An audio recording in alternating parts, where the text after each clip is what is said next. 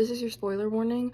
I am going to talk about my film theory for The Backrooms. The Backrooms movie symbolizes the inside of a narcissist's mind after collapse, and these are my reasons. I think that The Backrooms itself is supposed to symbolize Clark's mind. During his therapy session, it's very clear that he's a narcissist. His berating at his wife, that encompassed a transactional relationship. I do this for you and you do nothing for me. It also encapsulated when they weaponize vulnerabilities. This place looks like his store, and it has weird architecture. He wanted to be an architect. He's not. He failed at that. The other thing too is that no one actually leaves except for Clark. But when Kat and Bobby enter, they never come back out.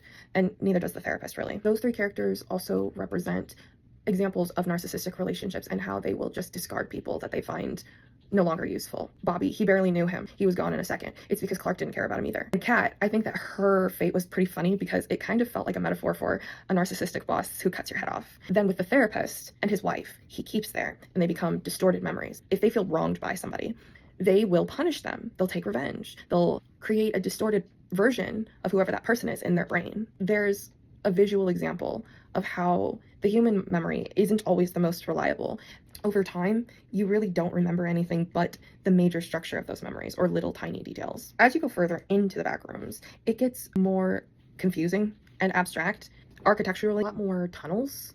There's a lot more weird entrances, strange ramps, holes in the wall, and it symbolizes the spiraling. If you are stuck in your own head and you're spiraling, your thoughts will get less and less cohesive.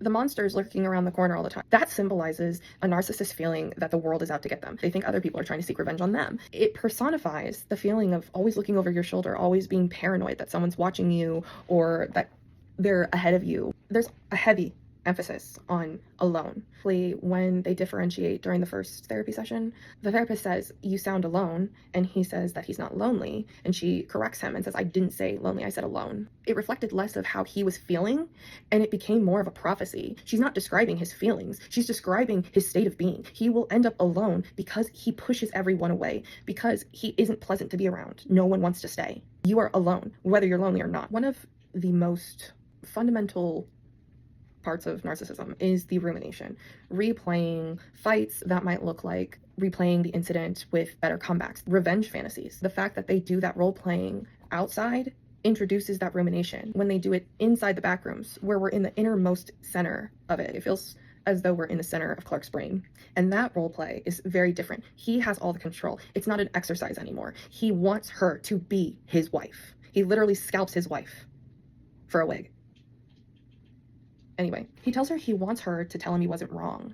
That's an extremely unhinged thing to say. That's very narcissistic. So she ends up apologizing and he ends up getting his way. Then she says, "You don't have to change." When the therapist tells him he doesn't have to change, he tells Captain Clark, and Captain Clark actually ends up killing him. Captain Clark symbolizes Clark's true self. Who they are deep down is a lot of negative, monstrous things. It's a really monstrous core. That is completely visualized by the scary monster version of Captain Clark. Human Clark represents the mask, the acceptable version that can go out into society. But when he's given the permission to be his most horrible self, the true self no longer needs the mask and discards it, just like relationships and real people. The therapist symbolizes survivors of narcissistic abuse. She illustrates the cycle that those victims find themselves in. You actually find yourself in multiple narcissistic relationships. It takes a long time before you can actually notice the pattern, if you are even aware of it. The fact that she ends up on the other side with this Phil guy. There's a conversation she has with Phil where he says something along the lines of like, "What I'm doing is really important," and almost parallel to a conversation Clark has with her when he's explaining the Backrooms to her, and he says it's really important.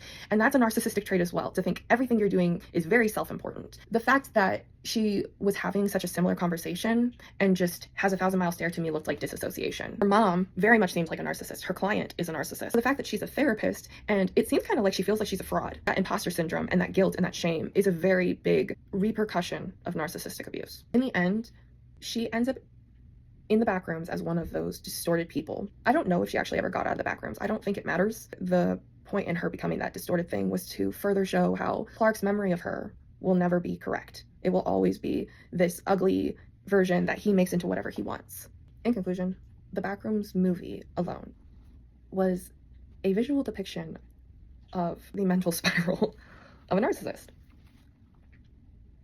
It was really good, incredibly executed, to conceptualize the brain of a person whose personality type is very complex, very layered, extremely aggressive, but also very unpredictable and volatile. And I think that that was perfectly illustrated in the Backrooms. So if you have ever experienced a narcissistic person in your life, whether it was a coworker, a friend, a family member, go watch the Backrooms and let me know if it feels familiar to you, if you notice any of the same patterns, because that's what the inside of their brain looks like, and it is chaotic and it is scary because it's as unregulated as it looks.